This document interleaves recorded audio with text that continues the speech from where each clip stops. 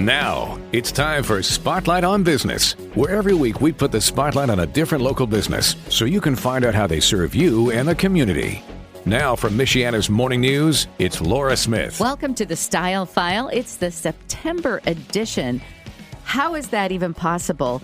I asked Danny Reynolds sitting here, one of the, what is it, the second generation of Reynolds family? Of the family, yes. Of Stephensons yes. of Elkhart. Here comes the third.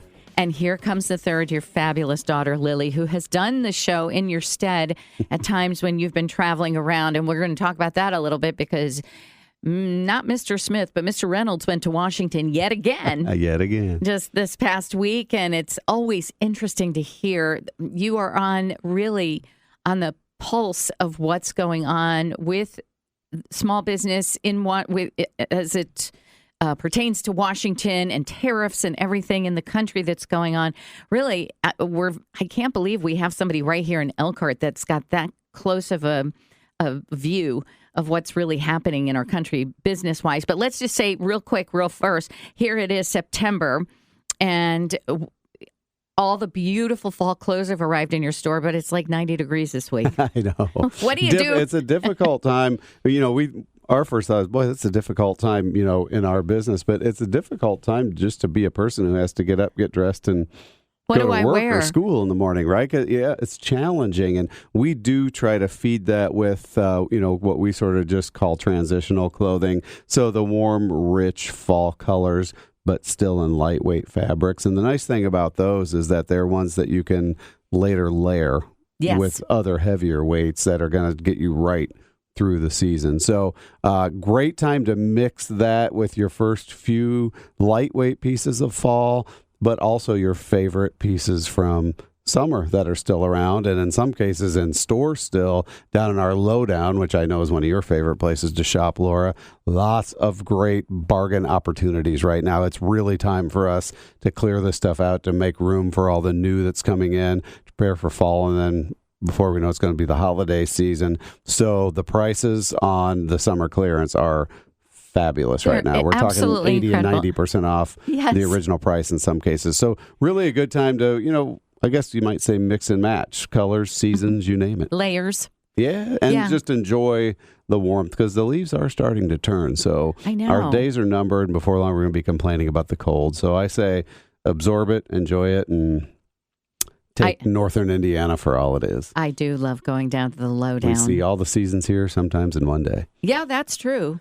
That's true. But you know what? You do have something for every season. And like you said, you can kind of mix and match them with various things. You always have a great, lots of great jacket options and sweaters and little things that you can throws that you can kind of put around you and tie. I mean, really, you have everything there. And it's been one of my favorite things moving back here from New York has been Stephensons, because I was afraid about a whole bunch of things when I moved back home. I wasn't sure what to expect after 4 decades in New York and New York City and working in New York City.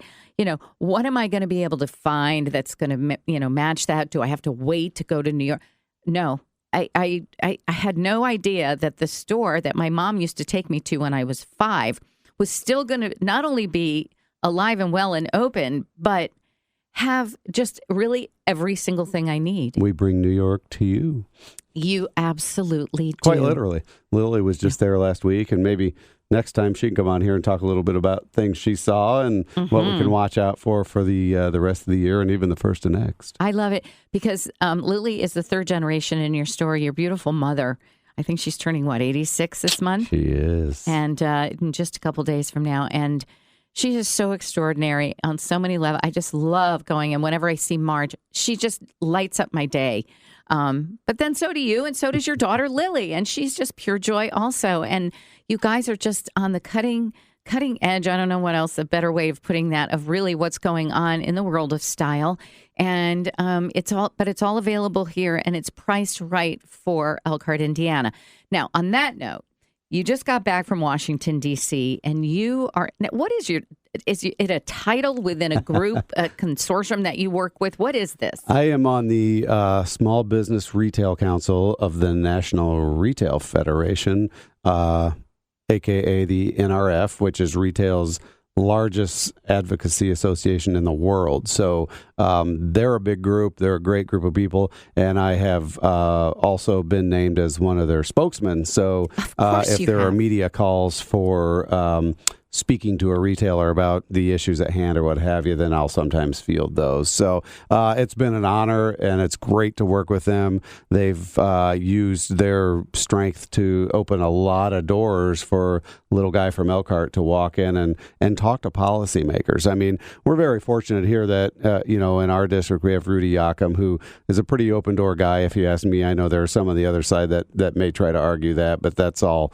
I find him extremely accessible. I do too, and he's a great guy, and he really does work for this district and have the district's best interest in mind. Not all the people in that position are necessarily like that, but anyway, he's also dressed really nicely too. Can I just say? I think so. I've seen him in Stephensons. So. Yes, but we have the opportunity to get in, and National Retail Federation will logistically set up a lot of these meetings. Where last week I was in a meeting with the Ways and Means Committee, That's huge. On which Rudy happens to sit. Yeah, because these are the guys that when you start talking about financial policy, they're the decision makers. We also met with the DOC last week, the Department of Commerce, and so it's kind of one of those where you'll be sitting in a room going, "Oh my gosh, I can't believe I'm sitting here with these people right now." But what's interesting to me, and this took me a little while for it to really sink in, or for me to understand, is that these people really do care what we have to say, because in many cases we are their constituents, but we are without a doubt a representative sample of at least the business population. So we're out here living it and feeling it. And so what we were talking about, as you already know, Laura, this past week was mostly tariffs. And there is a lot of misconception out there right now about this whole tariff thing. It's, the dialogue, as the media would have you hear it, is tariffs are either good or they're bad. And that may just depend on whether you watch Fox News or CNN, or something like that, right, without naming any names that I just named. But there's a lot more to it than that. And so the way that I like to present this, at least our approach or how we feel about it, is that I do wholly support the president's mission with leveling the trade playing field. Mm-hmm. And I do happen to believe that tariffs can be a very effective way to do that, potentially combined with, some other initiatives.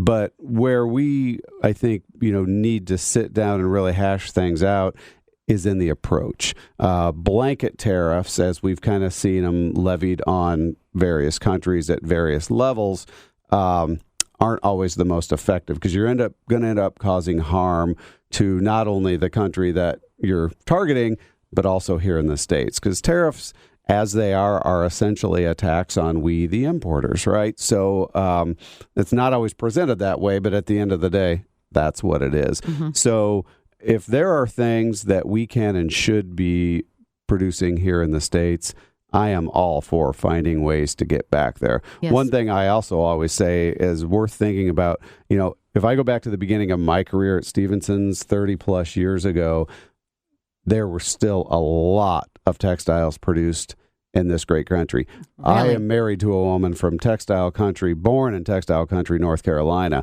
When we first met, I went down there, I looked around, I thought, oh my gosh, we do business with that company and that company. This is where they are. Right. Well, we watched them all go away with NAFTA and the things that came in through the Clinton era, the 90s.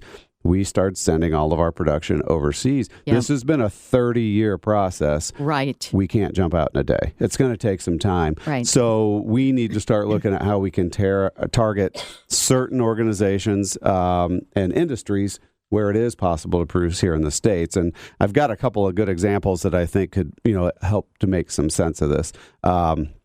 One is, I've got a friend, and I talked about this on last Friday's show a little bit for those who listen to both, but I've got a friend, a colleague that I've gotten to know actually through visits to Washington, D.C. He owns a bow tie company. Bow Ties of Vermont, cool company. If you're a tie guy, whether it be self-tied or pre-tied, long bow, pocket squares, you name it, this is what they produce. They've been doing this for quite some time, and they are a domestic producer. He owns a factory here in the States, I believe in Vermont, and this is the company at the surface that the president is trying to protect, right? These are American companies making products in America. But let's break down a bow tie or a long tie for just a second. Mm-hmm.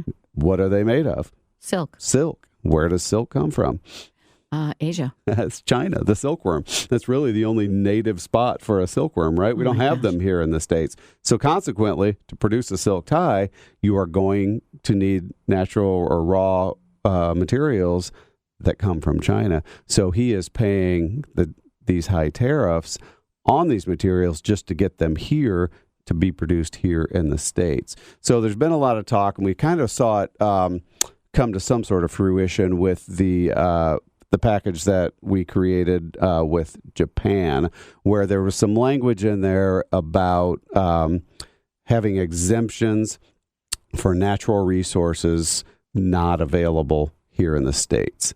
And I think that's an approach that could be really, really effective if we could start looking at that for other countries besides just Japan. So silk would be a great example. Or perhaps there's been some language discussed regarding like embellishments and things like that. And that comes into play in our world because you could really say the same kinds of things about a wedding gown, for instance, that you do about ties. And even if we were able to create a wedding gown here, I talked about this also on Friday's show, you take what would be a $1,500 wedding gown, even if we had the factories and the resources to do it here in the States, that gown's going to end up being about $4,500 to $5,000, way out of the reach of the average American bride.